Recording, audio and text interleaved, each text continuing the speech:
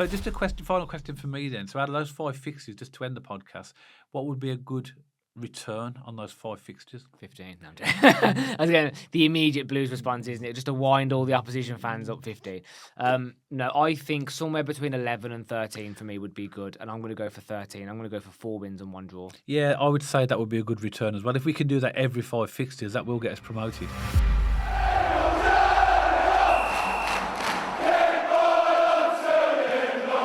So welcome back to BCFC Royal Blue. And we've reached that stage again where we're now going to do a podcast and discuss our next 5 fixtures. These 5 fixtures are the ones that will take us to the end of the year 2024 and for the first game of 2025. So just to explain the fixtures that we'll be discussing in this podcast, they are home to Bristol Rovers, away to Crawley Town, at home to Burton Albion on Boxing Day. Then we have Blackpool at home a few days later on the 29th of December.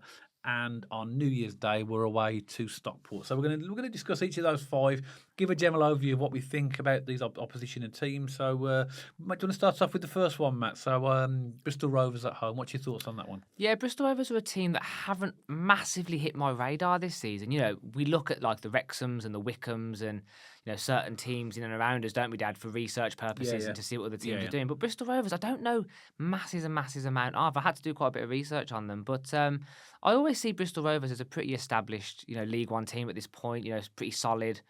And they're a team that don't score many goals, but they don't concede many goals. They're a bit like the Stevenage kind of team. But they're not in great form. So far this season, Dad, they've won 6, drew 3, and lost 9, and they're currently sitting in 17th. And their home form's a lot better than their away. But their big problem is goal scoring. So they've played 18 matches, but they've only scored 17 goals. That is not good. And they concede 1.44 goals a game on average. Again, that's a formula that's going to get you in that bottom half of the table. If you're not scoring as many as you conceding naturally over the course of a season, you're not going to pick up as many points. So I'm expecting a physical game against Bristol Rovers. I'm expecting the low block. I'm expecting them to come to St.Andrews and maybe try and get a draw. Yeah. And, we've had that a lot this season, haven't we, Dad? It's just the nature of the beast of where we are at Birmingham. Yeah. We do get a lot of teams come in and park in the bus. I'm going to expect something similar from Bristol Rovers. So I feel like this game will be a case of us trying to break them down as we always do, but we still need to be careful of long balls. We still need to be careful from set pieces. Yeah, I see them very similar opposition to Northampton when they came in terms of what they're probably going to do.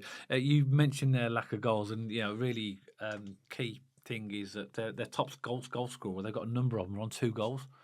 We're into 17 games that they've played this season. Scott Sinclair is their top scorer with 2 goals, as is Jamie Lindsay, as is Luke McCormick, as is Promise Omachia. They've all got 2 goals. Yeah. Their highest rated player is their goalkeeper, Josh Griffith. So that speaks volumes in and of itself, doesn't it? And the second one is defender, Connor Taylor. They've got the highest rating stats for as up to this point of the season. So that tells you they're a team under pressure. Yeah, that tells me they're a team that likes to sit out of possession as well. Yeah, but I mean they've had some decent results. I mean, looking at their results, I mean they're not on great form at the moment as we talk, as we record. But they've beaten Charlton, and then their other wins have against Northampton, Cambridge, Burton, Shrewsbury, and their best win, I believe, was a few weeks ago on the 23rd of November. They won 1-0 at Mansfield. That's a good result. Which we couldn't see. Do that, yeah. You can't, you can look at this league and you could say Bristol Rovers and Crawley, but when you look at some of the results they managed to pick up, we couldn't beat Mansfield. No. We couldn't beat Charlton, and they've beat the 2 teams which we've drew and lost to. So it's just an interesting perspective to say, actually, every team at a certain level can get results against anyone, can't they? Yeah, like I say, they're really inconsistent in terms of form. They've only won 1 of the last 6 that they've played. That was the Mansfield game. They've drawn against Lincoln, drawn against Crawley, lost home to Blackpool, and were beaten 3-0 at Leyton Orient. So I see a very similar type of game. Or maybe game plan for them as Northampton when they come to St Andrews. Okay, yeah, interesting. Okay, Dad, so that brings on to Crawley Town. Well, again, they've sort of really their form's turned around. Fairly recently, they lost 2 for 6 games in a row in the end of September, beginning of October, and since then they've won 3, drawn 3, and lost 1. So they've, in the last 7 games, they've only lost once. So A lot of draws, though, isn't there? there is a lot of draws. So just I'll go through those fixtures. They beat Lincoln 3-0 at That's a home. good result. Then they lost 3-0 away to Northampton, which is not a good result. Then they drew with Burton 0-0 away. They drew with Huddersfield 2-2 at their place. Drew 0-0 with Bristol Rovers, and then they beat Rotherham 1-0, and Charlton they beat 2-1 away. Yeah. So this is not going to be the game that I think that people think. Well, they're right then towards the bottom of the table. We're near the top. It's a tricky game because it's going to be a small pitch. It's going to be a game, an environment that a lot of the Blues players have never experienced. Well, they experienced it against Sutton in the Cup in terms of the smaller stadium. But I think they've only got a capacity of 6,000 or something. Not much. It's not much. So it's going to be a small ground. But it's one that I think Birmingham would expect to win. Yeah. But as you see there's a few teams that they've beaten there that would have also expected to win there, and they haven't. Absolutely. So again, I just think, like I said, the Sheds has really, it's really done us no favours at all, has it? No, and I feel like I should apologise to some Crawley fans because me and you do a score prediction video every week, Dad, and I think I've tipped them to lose pretty much most weeks. But fair play, they've taken me by surprise. I think they've probably taken a few people in the league by surprise, and the biggest one for me was beating Charlton at the Valley. 2-1. In fact, I predicted 2-1, but I predicted 2-1 the Charlton swing. So fair play to Crawley. They are capable of claiming a scalp. Charlton, draw at Huddersfield, beating Lincoln. These are good teams, good League One teams. So I think, again, the problem with Crawley, which we're noticing a bit of a pattern, Dad, with these lower teams, is their goal scoring. So they're only averaging 0.93 goals a game. Again, really poor. If you want to start making moves in this league and start moving up the table, you need to up those numbers. But I think they're one space outside the relegation zone at the moment, hovering just above. And I think considering everyone ripped Crawley off at the start of the season, that that's not a bad start first half of the season really for Crawley, is it? So yeah, I definitely don't want to underestimate these. This is the kind of game where you could get caught up in a bit of a physical battle again, isn't it? Like we do in these League One games, a very like Northampton style game, a bit like Charlton maybe, kind of Barnsley, and as I say, I mean, I think we definitely have the quality to beat Crawley, but it doesn't always go that way, does it? It's always a physical element to it as well. So just a highlight there, not going to be an easy game, I don't think, is what people are expecting. Yeah, and they lost their manager early, didn't they, Scott Lindsay? He's the one that took him up from League Two last season, and they replaced him with Rob Lee from Gateshead, and I think he's done a good job since he's been in there as well. But just a few of their danger men, let's say. Top scorer is Junior Quiterna. He's a midfielder with 4 goals. Then you've got Russian Hepburn Murphy. I think he's ex-Villa. Okay. I think 3. He's got 3 goals. Then Will Swan 3 goals. Max Anderson 2 goals. Their highest rated player is a defender, Jeremy Kelly, and then their midfielder, Junior Quiterma. So there is danger there, and it's one that we would want to. Also, when we play as well, we'd be the last game in that round of games. So by that time, all the other teams would have played. So it's going to be important that for us to go into the Christmas or the Boxing Day fixture that we win that game to keep the momentum going. It's really key, isn't it? But it's a very dangerous game for us, I think, but one that we should go there with confidence and hope to win. Definitely. Next, Matt, we've got Burton Albion at home on Boxing Day. So Burton are having a very poor season, aren't they? They're averaging 0.61 points per game, and let's call it what it is. That is relegation form. If you can't up that number, you are going to go down at this level. So they are having a poor season. And Burton, I have seen them. I mentioned about Bristol Rovers not hitting my radar. I have actually seen a bit of Burton this season, and they have been poor, but they're the worry is the physicality again. I class Burton as almost like the bully boys of the league. They're a horrible team to play because they just get stuck in. They're going to boot you off the park. They're very direct again, good at set pieces. That's kind of their game, direct play, set pieces. But it's that whole just trying to bully you off the pitch, which is in the back of my mind when I think about the Burton game. I didn't know, interesting stat, Dad. 44% of all their games so far this season have been 0-0 at half-time. Oh, okay. I thought that was quite interesting because, again, we like to do our research on teams, don't we, Dad, and think about patterns and gaps and stuff. And again, is that pointing to like a fitness element in the second half? Are they tiring easy? Is there lapses in concentration there? I don't know. But the fact that they're managing to get to half time, 44% of their games is interesting, but they clearly can't make it can sustain that for the whole of the second half. But yeah, this is a game which for me is going to be based around physicality. So thankfully, in recent weeks, we've shown at Blues that we can match the fight, we can get stuck in. And Barnsley is a classic example for me of us grinding out the win. Yeah. And I think we're going to have to need that against Burton. Just that ability to grind and graft and match them for the fight. Well, we are at home, and that's the thing, isn't it? We'd expect to be strong at home, but this is a team that's likely to definitely park the bus. They're unlikely to. And if they do come out at us, we'll win this game quite comfortably. If they decide to have a go, but they won't. No. But it took them till the 9th of November to get their first win, and that was against Shrewsbury. Yeah, a 2-0. So they lost their first game at Lincoln, then they drew 4 in a row, then they lost 7 in a row. Then they drew. Then they got their first win, and then they've lost 2. And then their last game, which is probably their best result of the season, they beat Peterborough 1-0 at Peterborough. That really surprised me. Yeah, I mean, their top scorer is Daniele Orsi with 6 goals. Then they got Bill Bodin with 3 goals, Jack Cooper-Love with 2 goals, and their top-rated players in midfield are Elliot Watt, and their second one is their goalkeeper, Max Croncombe.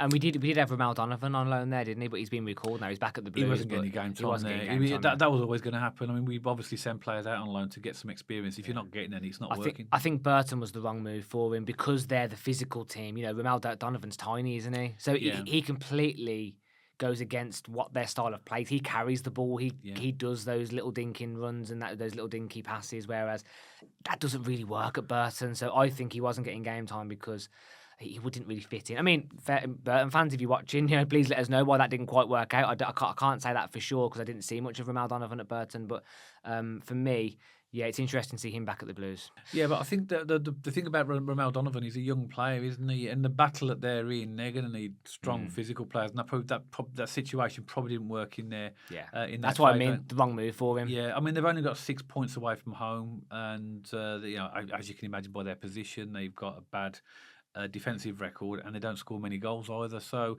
on paper, everyone's going to think this should be a walk-off, Birmingham City. But we've seen with teams that have come to St.Andrews, particularly the Northampton game, we've referenced that already, is one we have to be wary of. Because they're in the same category as these teams, just in terms of style of play and league position, and that's what you get when you hit the bottom half of the League One teams. Yeah. If you switch off for 1 minute, last kick of the game, they get a point. So just being wary here to be switched on, don't we, for the full 90-plus minutes. Yeah, and so that's Boxing Day. Yep. And then we've got a few days later on the 29th, we've got Blackpool at home. Yeah, so do you want to get on? Yeah, well, we've played Blackpool in the Cup, haven't we? We beat them a few weeks ago to progress to the third round, and we beat them 2-1, didn't we, at their place.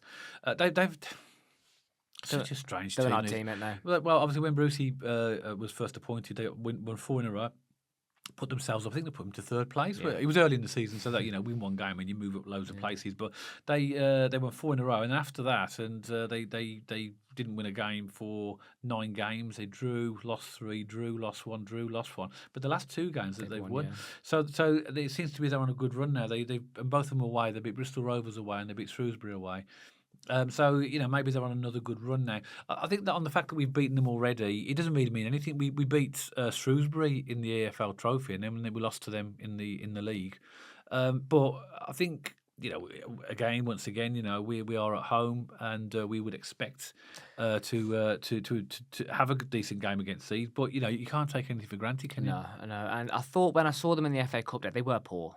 They were a poor side. And we scored 2 set pieces against them from a Blues perspective, which was great to see because we scored a set piece against Barnsley, but this season we haven't been as clinical from our set pieces, have we? So it's nice to score 2 set pieces against them. But their average points per game this season is 1.28. So that is quite literally bang average. And I'm going to call it now. I think Blackpool will finish smack on 12th this season. I think they'll be a bang on mid-table team. And I think some of the problems they've been having, that wouldn't be a bad season. They can push on next season then hopefully. So I think Blackpool will be about 12th. And there's no doubt they can score goals, Blackpool. I don't think they have problems scoring. It's their defence at the back. Yeah. They averagely concede 1.72 goals. It's the worst. It's the worst in League One. It's really poor. They've conceded 31 goals, which is exactly the same as Shrewsbury, and they are rock bottom. Poor. It's really poor. Their defence is obviously their problem. Exactly. Yeah, and that's how I was going to end it. They can score goals, Blackpool, They just have a problem keeping them out. So, Yeah. no doubt another winnable game for Blues. But again, we have to show that quality, turn up for the fight, and no doubt we can win this game. Yeah, just again a few key players for them. Their top scorer at the moment is Carl Joseph with 7 goals. Then He's a good James, player, he is. yeah, James Husband with 3. Then Lee Evans, midfielder with 2. CJ Hamilton with 2. Their top rated player is Lee Evans at the moment, the midfielder, and closely behind him is James Husband, the defender. Yeah. So I mean, we could see that they had the odd sort of splash of quality when we played them, but it wasn't a game that would overly concern us. But it is a league game, and that's what's really, really important. Yeah. They do okay scoring goals. They scored 26 goals, so they're 8th high scorers in in League One. But I say the worst defence. Their away record ain't bad actually. In fact, they've got a much better away record than a home record. They've played 10 games away from home and 13 points, which is 7th in the division. But their home record is 4th worst. Wow. They've only got 10 points at home, so clearly this will suit them as an away game. Yeah. Yeah. Yeah. So, but again, another game that we would expect St.Andrews to win. Definitely. Yeah, and So- that brings on to our final one. That's Stockport. I'll get the ball rolling on this one. Yeah. And This is New Year's Day. This is New Year's Day. And I think out of these 5 games, this is the one that worries me the most. I think most Blues fans would agree with that. Just in terms of league position, just in terms of quality, I think you have to win these games. More importantly, the ones around you are the ones you really have to win because they're almost 6-pointers when you hit the later part of the season, aren't they? And fair enough, we're not quite there yet, but it makes a massive difference when that season ends. If you can beat your Wrexhams, your Wickhams, your Stockports, that's how you get automatic promotion and win the league, isn't it? Winning these sorts of games. But I'm expecting a different game on their turf. We just saw Stockport at St.Andrews. We were the better team. We fully deserved to win that game. But you can still tell Stockport are a team capable of playing some very good football. I think they do have good quality. I think Dave Chandler has a lot of respect from me. I think you as well, Dad. He's a good manager. He sets them up well. As I say, I'm expecting a difficult game on their home turf. I think they'll be a lot more progressive. They'll try and come at us a little bit more. That might play into our hands a bit because we've noticed when teams do come at us a bit more, it makes them more vulnerable at the back and we do catch them out, don't we? So Stockport do have to be careful if they want to come at us because we can be dangerous. I'm expecting a difficult game, but again, for me, another winnable game. But let's not get dragged into the game that they want us to play because we've had that a couple of times this season, haven't we, Dad? Referencing Barnsley, Charlton, Shrewsbury. We played the way they wanted us to play. Yeah. And if you do that at Stockport, you could be causing yourself some problems. So we need to play the quality in game we know we can play. And again, I have no doubt we can win this game. But let's not get dragged into their terms. No, like you say, we can reference the Stockport because we saw them a few weeks ago, didn't we, at St Andrews, and we did win that game 2-0. But there were splashes of Glimpses. quality. But there's a lot of hype before the game about Louis Barry playing for them, and Christian Bieler completely nullified him. I've heard even more speculation this morning that he definitely almost is lined up to go to a championship team. In January. Apparently Middlesbrough's the one lined up. But again, speculation. But I think that'd be nuts. I think it's crazy. The whole point of Aston Villa sending him out on loan is to give him experience and confidence. He's basically scored 14 goals already this season in a team that's doing okay. I mean, what better experience could he get than that? I don't know. It's none of our business. No. Isn't it? I mean, if he's not there, fair play. Yeah. But at the end of the day, that's between them. So obviously he's their top scorer with 14 goals. You got Carl Wootton with 6. Will Collar with 2. It's mainly in terms of goal scoring threat, Louis Barry and Carl Wootton. And we saw that at our place, didn't we? Yeah. They were the ones that were creating chances. Yeah, I mean, they're on good form as well. Louis Barry, obviously, is their highest rated player. And then their second highest rated player is their defender, Abu Toure. Okay. And then Fraser Horsfall. So they've got some good ratings, actually, for their players. Horsfall's a good player. Yeah. He just mops everything up. He kind of reminds me of that Lincoln centre-half. I forgot his name now, but that Paddy something. Paddy O'Connor. Kind of has that. Pawdy. That's it. Pawdy O'Connor just has that savagery about him. Just gets stuck in. He kind of wins a lot of his aerial battles. I quite like Horsfall. I think he's a good player. Yeah, they're decent form. I mean, they've had some strange results through the season, but they are where they are in the league. But at the last 1, 2, 3, 4, 5, 6, 7 games, they've won 5 and at the last 8 games they've won 5 and lost 3. But they won their last game at the weekend against Exeter 2-0 at home. Then they lost to us prior to that at St Andrews. Then 3 wins in a row. So they're capable within those wins as well. That includes wins against Wrexham and Bolton. Beat Bolton 5-0. Yeah. And prior to that was obviously it's an anomaly. They lost 5-0 at home to Wickham, but Wickham were flying at that time, and they still are doing okay. They're a dangerous team, Stockport, and I think out of the 5 fixtures for me, this is the toughest, I think, Yeah. of the 5. But hopefully, you know, again, we can just have confidence and play our game, do what we did at St.Andrews and nullify them. I never get the, you know, why there's such a difference between home and away. Because, like, you know, it's the same team playing the same team, yet there's a very different feel when you're playing the reverse fixtures. So at home, we can be confident we're at home. When we're playing them away, what have we got to fear? Yeah, that's a good We've point. beaten them already, you know, and they, like I said, but I don't understand what you're saying. So just a final question for me then. So out of those 5 fixtures, just to end the podcast, what would be a good return on those 5 fixtures? 15. No, I'm joking. Again, the immediate Blues response, isn't it? Just to wind all the opposition fans up 15. No, I think somewhere between 11 and 13 for me would be good, and I'm going to go for 13. I'm going to go for 4 wins and 1 draw. Yeah, I would say that would be a good return as well. If we can do that every 5 fixtures, that will get us promoted. Absolutely. But I think we have to accept that, you know, you're not. We've seen it already at Blues. We've dropped points. You know, we will continue to drop points. So I think in all 5 games we could get, you know, 11 points would be good. I think that's quite possible. But of course, depends upon suspensions, injuries, and all this type of thing as well. They're racking up a bit of Blues, aren't they, Dad? We've got a bit of an injury table at the moment. Well, let's see what happens with Cochrane, but there's a couple of players on the table. I know a couple of players are 1 yellow card away from suspension, Yeah. so it is starting to rack up a bit. But we have the depth. Yeah, We have quality on the bench. We've So got a few close to coming back as well. We have. So and also we've got the January window if we got any gaps that we need to fill. So you've just mentioned what would be a good points return. What, Gary O'Neill? What is your output for this? What do you think we'll get? I actually think we'll get 11. 11. Okay. Yeah. Did I say 3, 6? Yeah. I think. No, it's not for 11, is it? Oh, 4 wins. 13. 13. I think 13 will be. Yeah, yeah. I think 13 as 13. well. But yeah, say 11 to 13. I think I'll go towards the top end. But then we didn't expect to lose against Shrewsbury. Exactly. And even non-Blues fans would have expected Blues to have at least not lost that game. Oh, I bet we messed up a lot of accumulators that weekend. Yeah. Because a lot of fans would have backed Blues to beat Shrewsbury. But that's Yeah. that's the beauty of football to some extent, isn't it? It's unpredictable, and you know these teams come in and they dig in, they work hard, and you can't underestimate that. And you know, although we've just said 15 is a joke and 13, we don't underestimate any of these teams, do we? No. We never do. In fact, we sometimes are guilty of paying teams too much respect from some of the comments we get, but we do that for a very specific reason, because Shrewsbury can beat you, Charlton can beat you, and you can I get think it. there's a realism, you know. Ideally, people think, oh, Birmingham City, even Blues fans, we spent all this money, we've got good quality. But we've seen and we know, and I've watched football for many, many years, nothing gives you the God-given right to expect to roll over or win every single game, because there's lots of factors involved in terms of like teams' motivation, hard work.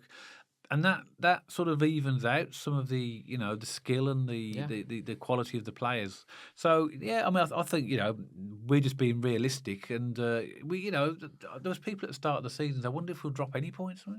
Of course, you're going to drop points. I mean, it's like it's just football. You know, Of course, you are. And we're seeing now where we are. I think we're in a good position. You know, we've done well. We started the season well. We're right where we need to be, right near the top of that table, in a good position now to push on. I'm hoping these 5 fixtures will give us that kick on to really go into the new year with a bounce. Yeah. Because next year, when we get to 2025, the season goes quick. I know. And we've got some difficult games, January, February. I know we've got Wrexham again, we've got Huddersfield again. So it'd be really nice to get a good set of points here, so it sets us up really nicely for that second half of the season. Wickham as well are coming back to St.Andrews second half. So yeah, lots of big games coming up, but I'm optimistic we can get anywhere between 11 and 15 points from this. Yep. So, what do you think, Birmingham City supporters? You know, 5 interesting fixtures there. Obviously, we've got the Christmas festive period and going to the new year. So there's quite a lot of games for us to go to and to watch, and hopefully we can continue to accumulate those points. But we'd love to know your opinion. So leave us a comment below on what you think about any of those 5 fixtures. If you're a fan of any of the 5 clubs that we've spoken about today, we'd welcome your comments as well. Let us know your thoughts on your team and what your aspirations are for playing Birmingham City. Add the comment below as well, please. If you did like this podcast, don't forget to give us a thumbs up. And if you haven't checked us out on our social media channels already, pop along to our X page and our Instagram page. And if you haven't, if you like to watch your podcasts on Spotify or listen to them, you'll also find us on there. So you can see the handles appearing on the screen for all of these right now. And of course, if you haven't subscribed to the channel already, make sure you hit that big red subscribe button and the bell notification if you want to be notified every time we put out a podcast. So hope you've enjoyed the podcast, and myself and Matt will see you on the next podcast all about Birmingham City.